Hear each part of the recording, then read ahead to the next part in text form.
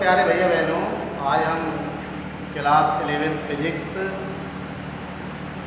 Unit second जिसका नाम है काइनेमेटिक्स, इसका पार्ट 3 लेकर के आए हैं। पिछली वीडियो में आपने देखा होगा, पढ़ा होगा, उसमें चाल और वेग के बारे में, चाल भी के टाइप, एक समान चाल, असमान चाल, तात्क्षणिक चाल और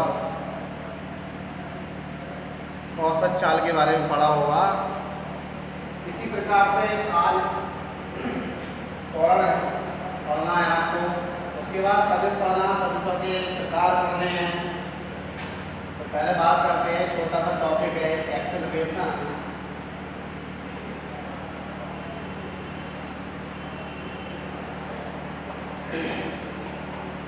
तो त्वरण पढ़ा होगा आपने क्लास 9 में भी।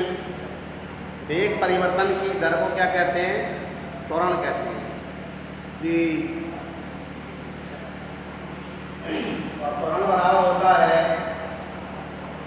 वेग परिवर्तन होते क्या समय अंतराल। त्वरण का ये से लिखते हैं एक्सेलरेशन डेल्टा बी बटे डेल्टा टी। मान लो वेग में कितना परिवर्तन हो गया, डेल्टा बी बटे डेल्टा टी। डेल्टा परिवर्तन को प्रदर्शित कर रहा है। ये हो गया डी बी, दोनों लिमिट लगे, ये हो गया। तो त्वरण बराबर होता वेग परिवर्तन बटे समय अंतराल, difference of velocity upon difference of time. यानी समय के अनुसार जो वेग में परिवर्तन होता है वही क्या कहलाता है? त्वरण कहलाता है। इसका पूरा नाम है रेखीय त्वरण। इसी प्रकार से अगर इसका मात्रक की बात करें हम, त्वरण के एम के सिस्टम के अनुसार मात्रक जो होगा, ए का मात्रक यूनिट, एक का मात्रक है मीटर प्रति सेकेंड, और इसमें समय का मात्रक सेकेंड और मीटर प्रति सेकेंड स्क्वायर। इसे कभी कभी ऐसे लिखा आता है मीटर प्रति सेकेंड, मीटर प्रति सेकेंड स्क्वायर या मीटर प्रति सेकेंड। इसका मात्रक होता है सीरीज में सेंटीमीटर प्रति सेकेंड स्क्वायर। तो इस प्रकार से त्वरण क्या होता है? जो समय के अनुसार जो वेग में जो डिफरेंस होता है वही त्वरण कहलाता है, एक्सेलरेशन। यदि कोई वस्तु सीधे मार्ग पर चल रही है तो रेखीय त्वरण होगा। यदि कोई वस्तु को ऊपर की ओर फेंका जाता है या ऊपर से नीचे की ओर फेंका जाता है तो उसमें ध्रुवीय त्वरण होता है, जिसे हम जी से लिखते हैं। ये जी ऊपर की ओर कोई वस्तु फेंक रहे हैं हम, तो जी किस में आएगा? माइनस में। ऊपर से नीचे की तरफ फेंक रहे हैं तो किस में आएगा? प्लस में आएगा। ऐसे कोणीय त्वरण होता है जिसे एंगुलर एक्सीलरेशन बोलते हैं, इसे अल्फा से डिनोट करते हैं। ये पथ होता है वृत्ताकार मार्ग में। जैसे अभी कोरोना काल के अंतर्गत जो सिलेबस कम हुआ है तो उसमें गति की जो समीकरण हैं कलन शास्त्र विधि से और ग्राफी विधि से उनका निगमन नहीं है, परंतु मैं इन्हीं के माध्यम से अप्लाई करना बताऊँगा। रेखीय गति की समीकरण होती है बी बराबर यू प्लस ए टी। तो इसमें त्वरण आ रहा है, यदि कोई वस्तु को ऊपर की ओर फेंकते हैं तो यू माइनस ए के स्थान पर आएगा जी टी। यदि किसी वस्तु को ऊपर से नीचे की ओर फेंकेंगे तो इसे अप्लाई करेंगे बी बराबर यू प्लस जी टी। अगर सेकंड समीकरण की बात करें हम, U T plus half A T square, और ये रेखीय गति के समीकरण है क्योंकि रेखीय त्वरण आ रहा है। इसमें ऊपर की ओर फेंके कोई पार्टिकल को तो जो चली गई दूरी इस प्रकार से क्षैतिज में है उसे एस से लिखा गया है। इसमें कोई चली गई दूरी एस किसमें चेंज हो जाती है? ऊंचाई में। तो एच बराबर आ जाएगा यू बाई टी माइनस के 1/2 और जी टी स्क्वायर। यदि किसी पार्टिकल को आप पृथ्वी यानी 2 मंजिल से 3 मंजिल से 4 मंजिल से या हेलीकॉप्टर से कोई पैकेट को नीचे गिरा रहे हो तो उसमें आएगा प्लस के g t square, 1/2 g t square. ऐसे थर्ड समीकरण पर आप अप्लाई कर सकते हैं, B square plus u square plus 2as, तो बी स्क्वायर बराबर आ जाएगा यू स्क्वायर माइनस के 2gh। ऊपर की ओर फेंक रहे हैं तो बस, नीचे की तरफ फेंक रहे हैं तो प्लस के 2gh आ जाएगा। कहने मतलब ये है समय के अनुसार जो वेग में जो डिफरेंस होता है उसे हम क्या कहते हैं? त्वरण कहते हैं। और त्वरण को तो अभी इस अलग अलग पथ के माध्यम से समझाया था। पथ के माध्यम से, पथ का मतलब कैसा पथ है, सीधा पथ है तो रेखीय त्वरण, और वृत्ताकार पथ है तो कोणीय त्वरण, और पृथ्वी की सतह से h ऊंचाई पर ऊर्ध्वाधर पथ है तो गुरुत्वीय त्वरण होता है। तो त्वरण के बारे में ये सूक्ष्म जानकारी आपके मैं मानता हूँ समझ में आ गई होगी। ऐसे त्वरण जैसे चाल, एक समान चाल, असमान चाल, औसत चाल, तात्क्षणिक चाल इस प्रकार से होती है, उसी प्रकार से त्वरण भी होता है। एक समान त्वरण, असमान त्वरण, तात्क्षणिक त्वरण होता है, औसत त्वरण भी होता है। अब किसी क्रम को ध्यान में रखते हुए इन समीकरणों को मैं प्रूफ नहीं कराऊंगा क्योंकि सिलेबस से इस साल कम कर दी गई हैं। अगले ईयर में ये बोर्ड से नहीं हटी हैं, परंतु इस समय सिलेबस में नहीं है इस साल के लिए। अब हम बात करते हैं सदिश की।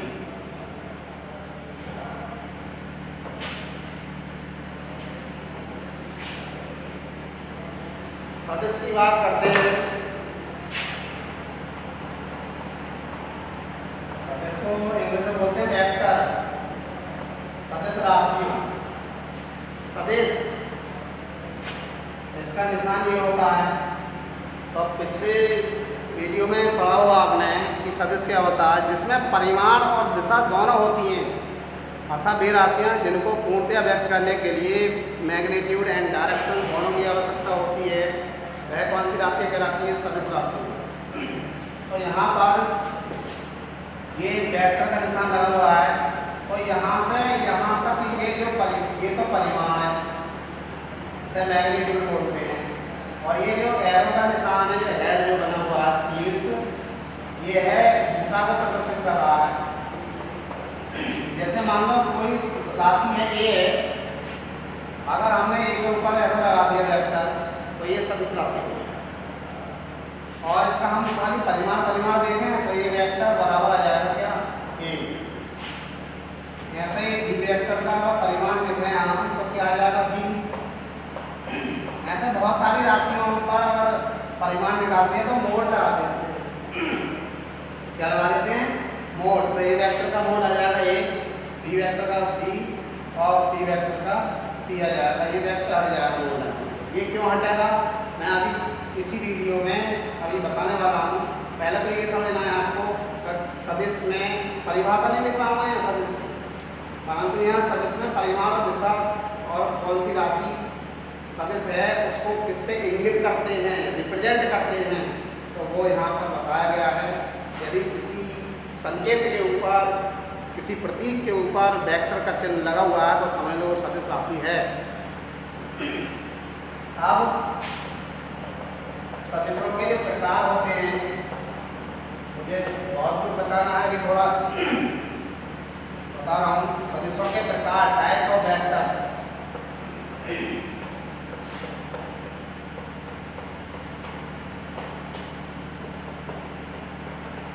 टाइप्स ऑफ वेक्टर्स, तो यहाँ छोटी छोटी बातें बता रहे हैं आपको हम। एक होता है एकांक सदिश, जिसे हम बोलते हैं unit vector.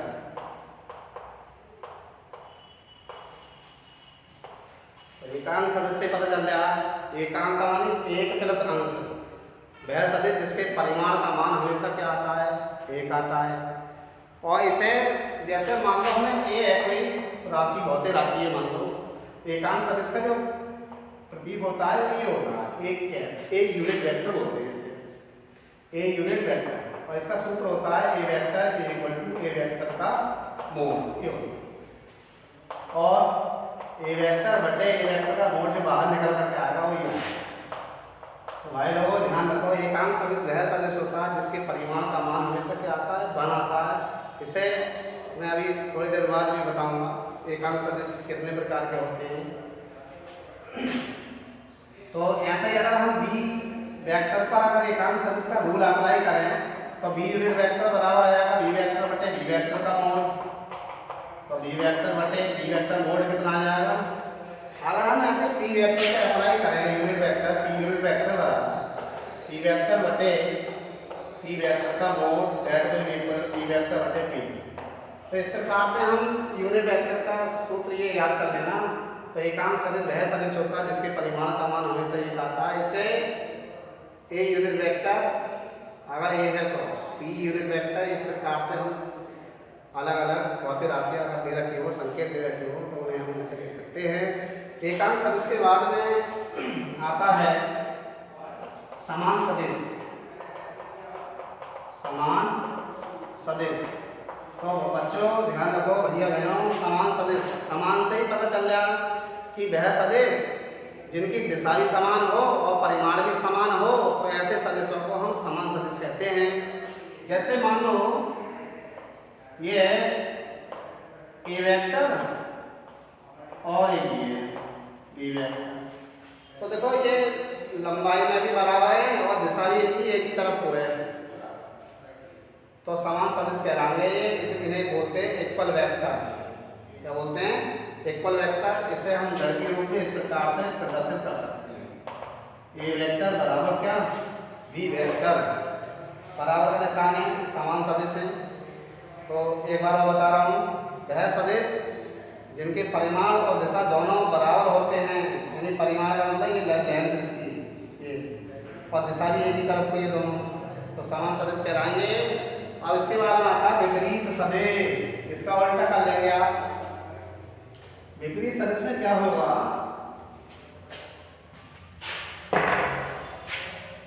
Opposite vector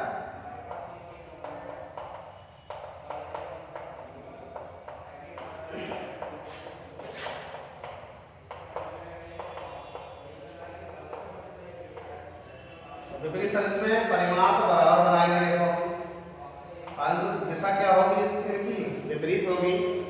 suppose करो एक वेक्टर ए वेक्टर है और दूसरा क्या बी वेक्टर है, तो देखो परिमाण था लंबाई में तो ये समान है, परंतु दिशा इनकी क्या है, विपरीत है, तो ए वेक्टर बराबर आ जाएगा माइनस के क्या, बी वेक्टर। ये माइनस चिन्ह ये दर्शा रहा है कि दिशा क्या है, इसकी विपरीत है। तो देखो अभी अब समझाया था हमने एकांक सदिश जिसके परिमाण का मान हमेशा एक आता है। दूसरा नंबर में बताया हमने समान सदिश जो दिशा और परिमाण दोनों सेम होती है, उनकी समान सदिश कहलाता है, इक्वल वेक्टर कहलाता है। दूसरी बात है विपरीत सदिश, परिमाण तो समान होते हैं परंतु उनकी दिशा क्या होती है, भिन्न होती है, तो विपरीत सदिश कहलाता है। अब है शून्य सदिश। शून्य सदिश आपको तो लंबकोणीय एकांक सदिश को ध्यान देना है, बस ये तो बता ही रहा हूँ आपकी नॉलेज के लिए।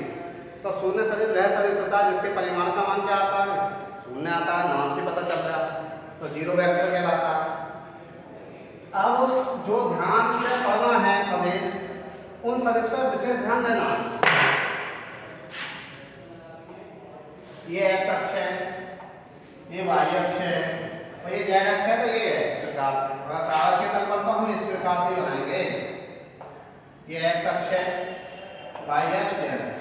तो विद्यार्थी ध्यान रखो, मूल बिंदु किसे कहते हैं, तीनों अक्ष हैं। हाई स्कूल तक तो आपने दो ही अक्ष पढ़ी होंगी, एक्स अक्ष वाई अक्ष, मगर यहाँ 3D पढ़ोगे आप कक्षा 11-12 में, आगे तक 3 ही अक्ष होती है।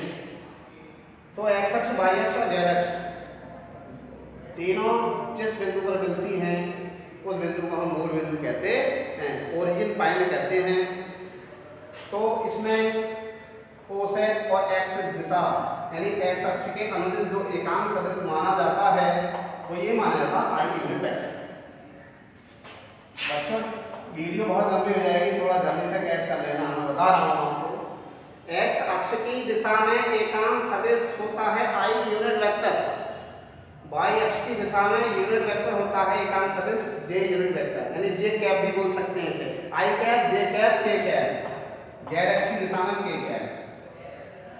तो अब जो चित्र बनाया मैंने, इसमें कोई हेडिंग नहीं लिखा है, इसको हेडिंग को हम ऐसा लिख सकते हैं, लंबकोणीय एकांक सदिश। लंबकोणीय एकांक सदिश।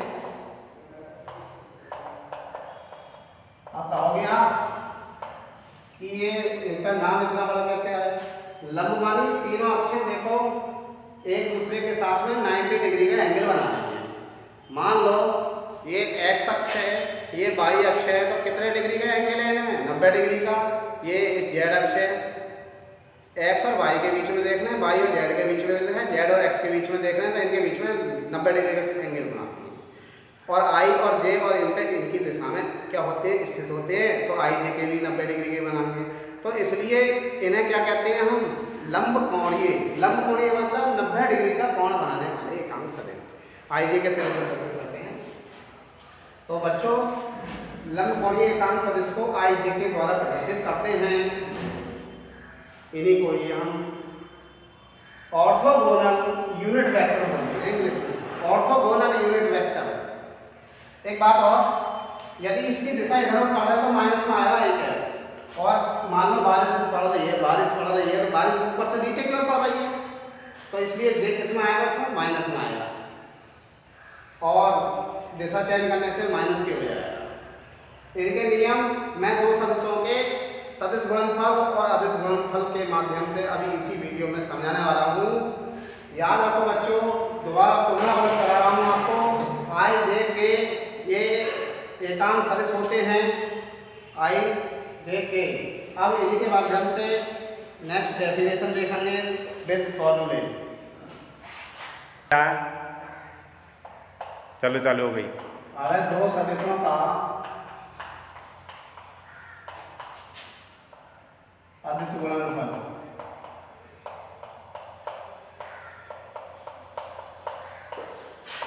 और देर लगेगी ना, धीरे धीरे लिख रहा हूँ, बोल दे रहा हूँ। दो सदिशों का अदिश गुणनफल को बोलते हैं स्केलर प्रोडक्ट, अर्थात scalar product of two vectors. मान लो ये ए वेक्टर है, ये बी वेक्टर है, ये ए वेक्टर इसे मान लो और बी वेक्टर इसे मान लो, इनके बीच का एंगल मान लो थीटा आई, सही है। तो ये आकार निकल कर गए A vector dot B vector is equal to A B cos theta, और एन यूनिट वेक्टर एकांक सदिश होता है। तो ये ए क्या है, ए वेक्टर का ए कौन है, परिमाण है, बी वेक्टर का बी कौन है, परिमाण है, और थीटा इन दोनों के परिमाणों के बीच में, सदिशों के बीच में कौन है, थीटा कौन की क्या, कॉस। तो कॉस थीटा को क्या बोलेंगे हम बच्चों, कॉस बोलेंगे, कॉस। और ए और बी क्या है, परिमाण का गुणनफल। अर्थात मेरे कहने मतलब ये है, दो सदिशों का अदिश गुणनफल जो होता है वो उन दोनों सदिशों के परिमाणों के गुणनफल तथा उनके बीच बने कोण थीटा की त्वचा के गुणनफल के बराबर होता है। यही क्या है, दो सदिशों का अदिश गुणनफल है। और इसे डॉट प्रोडक्ट भी बोलते हैं।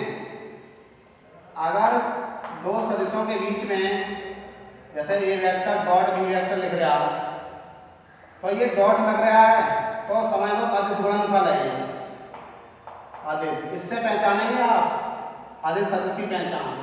ये डॉट लग रहा है तो अदिश गुणनफल, और इनके बीच में अगर ऐसा लग रहा है ना क्रॉस का निशान, तो ये सदिश गुणनफल है। इसमें आई जे के समाप्त हो जाते हैं एकांक सदिश, और इसमें आई जे के समाप्त नहीं होते हैं, ठीक है। तो ये ध्यान रखो, दो सदिशों का जो अदिश गुणनफल है वो उन दोनों सदिशों के परिमाणों के गुणनफल तथा उनके बीच बने कोण थीटा की त्वचा के गुणनफल के क्या होता है, इक्वल होता है। एकांक सदिश मान सकते हैं तो एन यूनिट वेक्टर भी लिख सकते हैं यहाँ पर। इसी प्रकार से दो सदिशों का सदिश गुणनफल बता रहे हैं यहाँ पर, दो सदिशों का सदिश गुणनफल। तो इसमें क्या है, सदिश में मैंने बताया था कि इनके बीच में क्रॉस का निशान आएगा, क्रॉस प्रोडक्ट बोलते हैं, यानी vector product of two vectors या cross product of two vectors. अर्थात ये आएगा A vector cross B vector that will equal to A B sine theta. इसमें भी ए वेक्टर बी वेक्टर इस प्रकार से थीटा कोण मानेंगे, तो इसे बोलेंगे हम, ये क्या है, ये है परिमाणों का गुणनफल। ए की किससे गुणा हो रही है, बी से हो रही है, तो ये ए क्या है, ए वेक्टर का क्या है, परिमाण है, बी वेक्टर का क्या भी परिमाण है। तो परिमाणों का गुणनफल और परिमाणों की गुणनफल की भी गुणा किससे हो रही है, ज्या से। साइन थीटा की हिंदी बोलते हैं ज्या, ज्या, तो थीटा कोण की ज्या। अर्थात दो सदिशों का सदिश गुणनफल उन सदिशों के परिमाणों के गुणनफल तथा उनके बीच बने कोण थीटा की ज्या के गुणनफल के क्या होता है, बराबर होता है। अर्थात A vector cross B vector is equal to A B sine theta. इसी के अकॉर्डिंग मैं कुछ नियम बता रहा हूँ, वो ध्यान से समझने।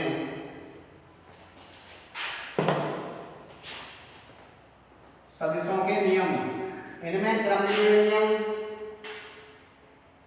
दो सदिशों का जो अदिश गुणनफल है उसमें क्रमनियम नियम लागू होता है, और उसमें दो सदिशों का जो सदिश गुणनफल है उसमें क्रमनियम नियम लागू नहीं होता है।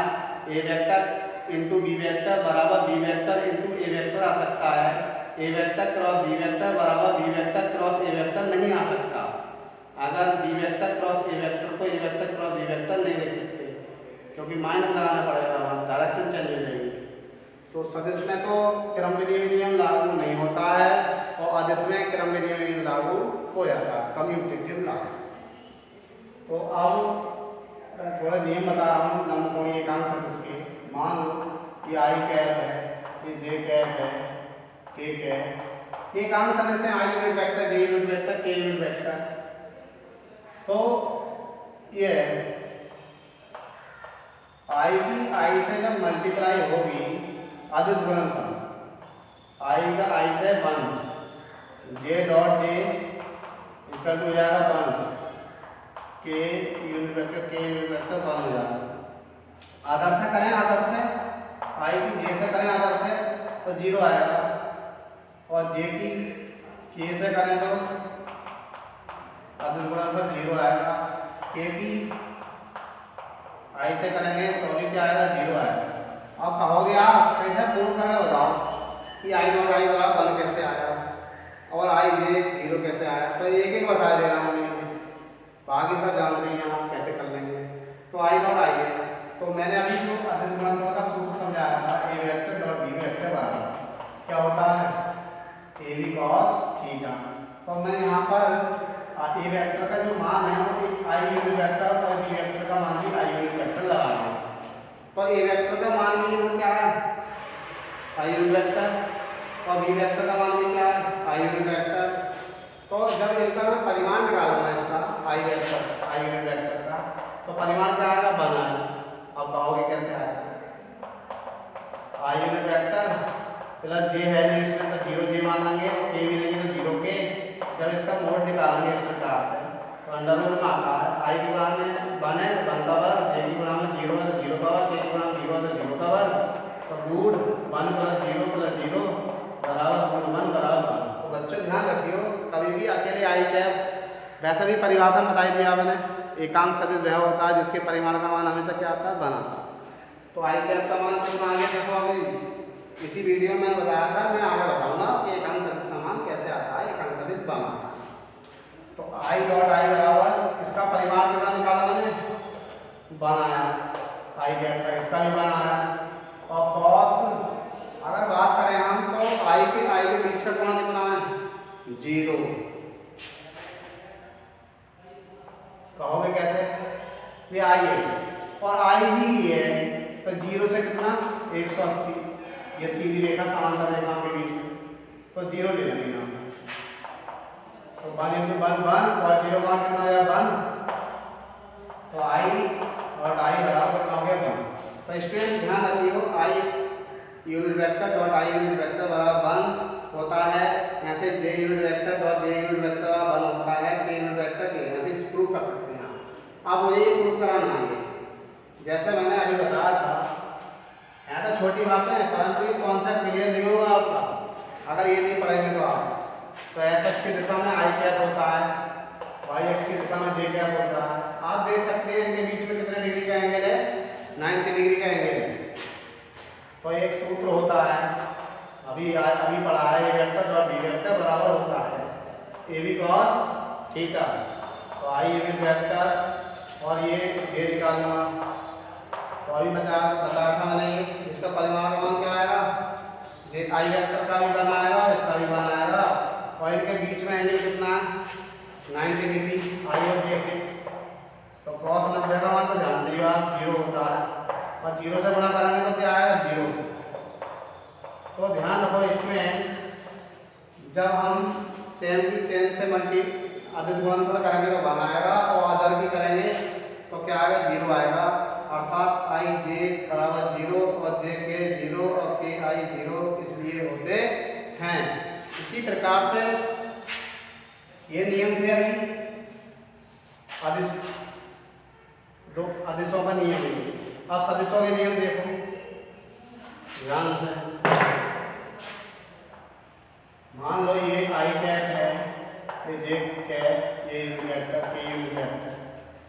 अब इसमें सेम आई क्रॉस आई है तो 0 आएगा, इसमें के क्रॉस के क्या आएगा 0 आएगा। सॉरी चलो जे क्रॉस जे बाद में लिख देना 0 आएगा। और अगर हम आई की जे से देखें आई क्रॉस जे तो क्या आएगा आई क्रॉस जे के आएगा। अगर इसे हम जे को इधर कर दें आई को इधर कर दें तो क्या आएगा माइनस के। और जे क्रॉस के इसका टू आएगा क्या जे के आई आ जाएगा। अगर ये इधर कर दें हम क्रम चेंज कर दें तो माइनस आई कैप आएगा और के तो क्या आएगा जे आएगा। आई को इधर कर दें क्रम चेंज कर दें कम्यूटेटिव का तो माइनस के क्या हो जाएगा जे। तो इसमें ध्यान रखो इसमें सेम की सेम से और इसमें बीच में गुणा का निशान लग रहा है जिसे हम क्रॉस बोलते हैं। तो ये बता रहा है ये सदिश गुणनफल है क्या है वेक्टर प्रोडक्ट। तो ये नियम जरूर पता होना चाहिए। इसी क्रम में ध्यान रखते हुए बढ़ते हैं आगे। हाँ तो प्यारे स्टूडेंट्स वीडियो को बहुत ज़्यादा देखना है तभी टॉपिक क्लियर होंगे, आपके कॉन्सेप्ट क्लियर होगा। आज की वीडियो में बस इतना ही काफ़ी है। इसका नेक्स्ट जो भाग है वो अगली वीडियो में आपको पुनः प्राप्त होगा। धन्यवाद।